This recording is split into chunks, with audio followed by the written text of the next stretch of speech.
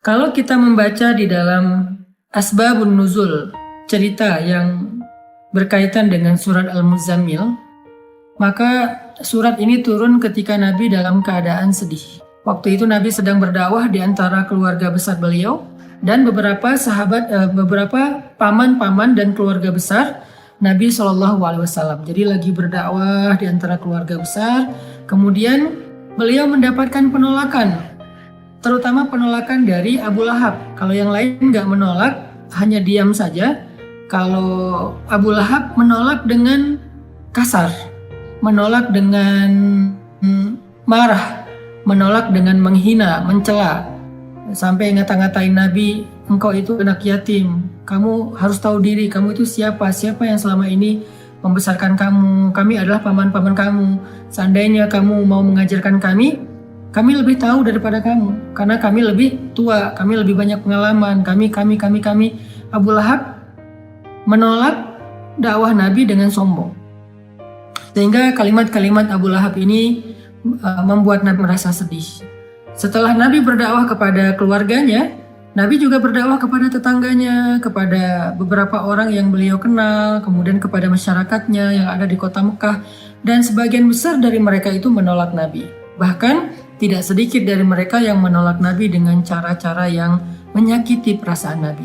Karena Nabi juga manusia biasa, beliau seorang yang pemaaf, beliau seorang yang lapang dada, tetapi beliau juga punya perasaan. Bukan berarti beliau plain, lempeng, gak punya rasa gitu. Bukan, beliau juga seorang yang sangat halus perasaannya walaupun sangat pemaaf. Halus perasaannya walaupun sangat lapang dada. Sehingga kalimat-kalimat yang beliau dengar dari pemuka Quraisy yang durhaka itu menyakiti perasaan Nabi, membuat Nabi sedih. Dan yang lebih lagi menyakiti perasaan Nabi itu bukan karena dikata-katain, tetapi karena justru Nabi kasihan sama mereka. Bisa ngebayangin gimana nasib mereka nanti di akhirat jika mereka menolak dakwah Nabi SAW. Sehingga dalam keadaan yang seharian Nabi lelah berdakwah, keliling ke sana kemari ditolak, ketuk pintu rumah nggak dibukain, datang ke sebuah tempat yang kerumunan orang diusir, Nabi diperlakukan seperti orang yang hina, seperti orang gila, semua menjauh dari Nabi. Sehingga Nabi pulang ke rumah di malam hari setelah seharian capek, dalam keadaan berkeringat, dalam keadaan kotor karena dilempari. Nabi pulang ke rumah. Untungnya Nabi memiliki seorang istri yang sangat pengertian, sangat bijak, solehah, yaitu Sayyidah Khadijah. Nabi pulang ke rumah. Dibukain pintu rumahnya oleh Sayyidah Khadijah, dan Khadijah paham betul keadaan Nabi, sehingga ketika Nabi sampai di rumah, Khadijah mempersiapkan kebutuhan Nabi, makan malamnya, kemudian Nabi mandi dulu biar seger. Setelah mandi Nabi makan, kemudian setelah itu Nabi bercerita kepada Khadijah, Khadijah hari ini aku keliling tetapi diusir, Khadijah begini, Khadijah begitu. Nabi curhat kepada Khadijah. Khadijah itu tahu betul keluh kesah Nabi dalam perjalanan, dalam perjuangan dakwah yang luar biasa. Khadijah tahu betul perjuangan yang gak mudah. Dan Khadijah mencoba untuk menghibur Nabi semampu Khadijah. Jangan sedih, wahai kekasih Allah, sesungguhnya Allah gak akan mengecewakan engkau. Dan seterusnya, sambil Nabi istirahat, maka Nabi curhat kepada Khadijah. Lalu setelah semakin larut malam, Nabi pun tidur bersama dengan Khadijah. Dalam keadaan masih ada rasa yang berat di hati beliau. Kalau Nabi capek secara fisik, maka Nabi bisa istirahat dengan makan, mandi, kemudian tidur. Itu cara istirahat dari lelah fisik. Tetapi ternyata Nabi waktu itu bukan hanya lelah fisiknya, yang lebih berat lagi adalah Nabi lelah batinnya. Ini buat kita semuanya, semua kita pasti merasakan lelah batin. Kalau lelah fisik, kita tahu obatnya. Ketika kita lelah secara fisik, kita bisa istirahat dengan duduk, kita bisa istirahat dengan goler-goler, berbaring, kita bisa istirahat dengan tidur lelap, kita bisa istirahat dengan santai-santai, kita bisa istirahat dengan makan dan minum, ngopi, ngeteh, minum jus, makan buah. Kita bisa istirahat dengan nonton, kita bisa istirahat dengan bercanda dengan anak-anak, dengan keluarga. Itu adalah cara kita melepaskan lelah fisik, merecovery lelah fisik. Sakit Fisik juga demikian, recovery-nya kita bisa dengan bed rest, kita bisa dengan minum obat, kita bisa dengan terapi. Itu adalah cara kita recovery sakit fisik, lelah fisik. Tapi bagaimana kalau kita sedang lelah batin, sakit batinnya, perasaannya yang sakit, hatinya yang sakit, pikirannya yang sakit, jiwanya yang sakit, dalam tanda petik. Gimana cara kita merecovery semua itu? Gimana cara kita ngobatin batin kita yang sedang terganggu? Gimana cara kita ngobatin hati kita yang terluka? Gimana cara kita ngobatin perasaan kita yang tergores? Ternyata bukan dengan entertain. Cara ngobatin jiwa kita, cara ngobatin hati kita adalah dengan zikrullah, mengingat Allah. Kenapa bisa kayak gitu, Ustaz? Karena jiwa kita itu, roh kita itu asalnya dari langit. Beda sama jasad kita, fisik kita. Jasad atau fisik kita itu asalnya dari bumi. Sehingga ketika dia sakit, maka obat-obatnya ada di bumi. Tapi kalau roh kita, jiwa kita itu ditiupkan oleh Allah asalnya dari langit. Sehingga kalau dia ngerasa sakit, terganggu, maka obatnya ada di langit. Apa obat yang ada di langit? Zikrullah, mengingat Allah. Banyak orang yang salah paham tentang ini. Dia sebetulnya nggak lelah fisik. Kalaupun lelah fisik, nggak terlalu lah. Yang lebih lelah itu sebetulnya jiwa dia. Yang lebih lelah itu sebetulnya hati dia. Yang lebih lelah itu sebetulnya pikiran dia. Yang lebih lelah itu sebetulnya perasaan dia. Maka dalam kelelahan seperti itu, dia mencoba untuk merecovery-nya dengan cara jalan-jalan, dengan cara nonton, dengan cara entertain, dengan cara goler-goler, dengan cara tidur lelap dari pagi sampai sore, malam sampai pagi lagi. Dia pikir dengan begitu dia bisa melupakan rasa sakit hatinya. Ternyata setelah dia melakukan itu, lelahnya gak hilang. Beban di hatinya itu gak menjadi ringan. Luka di perasaannya itu gak menjadi sembuh. Kenapa?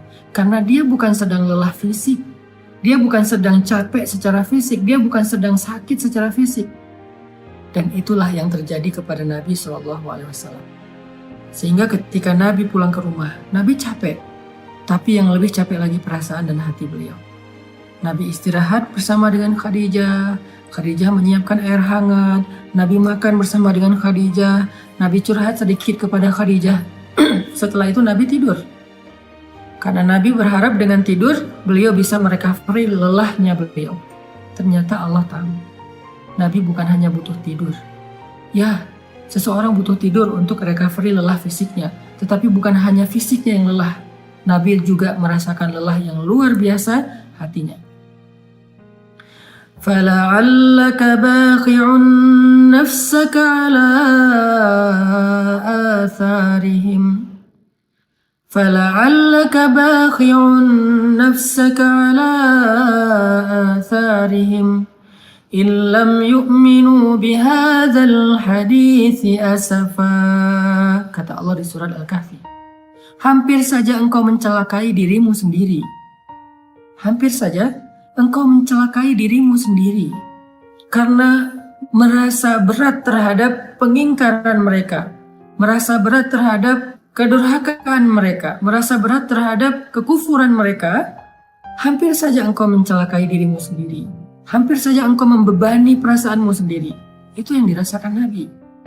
Nabi sangat terbeban, bukan terbeban secara subjektif perasaan pribadi beliau, bukan. Beliau itu terlalu menginginkan hidayah kepada umatnya. Beliau itu akan sangat sedih kalau ada yang menolak dakwah beliau. Bukan karena pribadinya, tetapi karena kasihan kepada mereka. Allah tahu Nabi sedang merasakan itu. Sehingga ketika Nabi tertidur, terlelap, Muzammil itu sebuah kiasan bahwa Nabi itu tidur lelap. Dalam bahasa Arab, orang kalau tidur lelap itu diistilahkan dengan berselimut.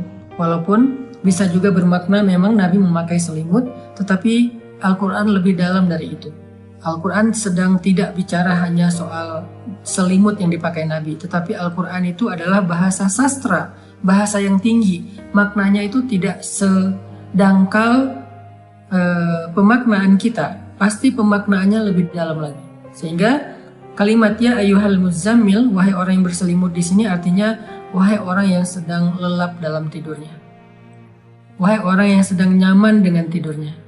Kan berselimut itu nyaman, lelap ya.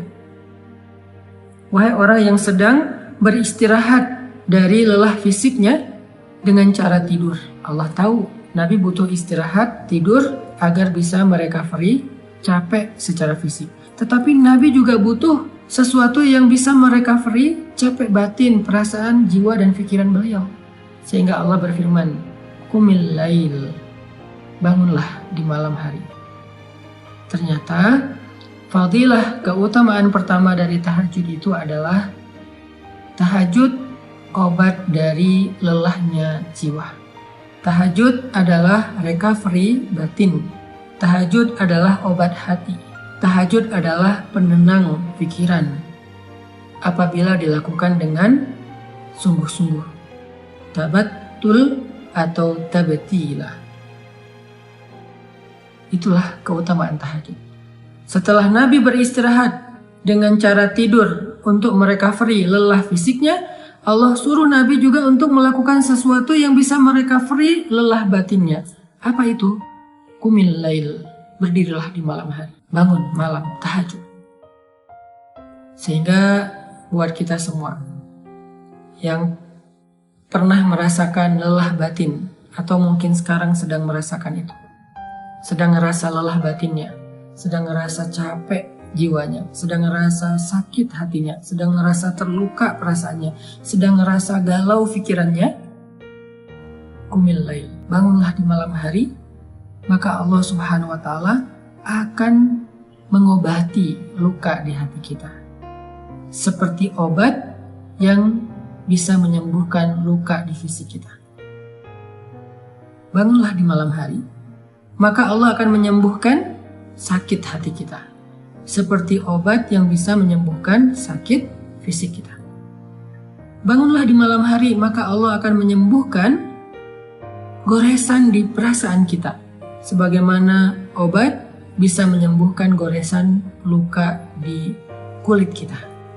Bangunlah di malam hari, maka Allah Subhanahu wa Ta'ala akan menenangkan pikiran kita, sebagaimana ada jenis obat yang bisa menenangkan kita dari rasa sakit.